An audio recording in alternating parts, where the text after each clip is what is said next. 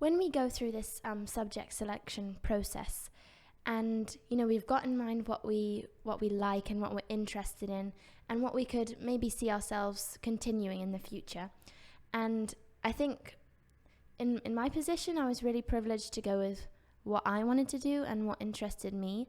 But I knew that in some of my peers' cases, that they were really influenced by their family's, let's say, view of what they think that they should do. And there was one particular subject where hardly anybody signed up, and I went and asked my friends who were great students in this subject, and I said, why didn't you sign up? And they said, my parents won't let me, and that is sometimes a factor at home. So what can we do if we're in that tricky situation?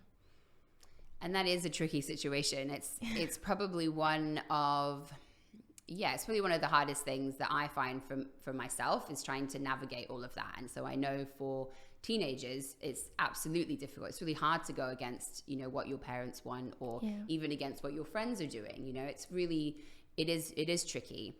I would say to any parent out there, if you have an expectation for your child, but your child's heart is not in it, whether they do what you want them to do now, if their heart is not genuinely in it, further down the line, whether it be in a couple of years or 5 years or 10 years, they're not going to enjoy it, and they're not going to be happy in it. People, a lot of the time it comes from, there's lots of reasons why parents may, have expectations. But people succeed in the things that they want to do. So there are always, mitigating circumstances, and I can never say sweepingly that, parents have to do this and students have to do that. But Right. I think having really open and honest conversations, and parents, trusting in their children to know what is good for them, to a certain extent. I'm sure,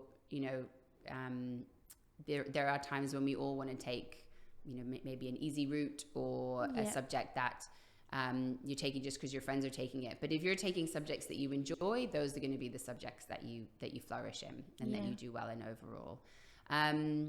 So open and honest conversations between families are important.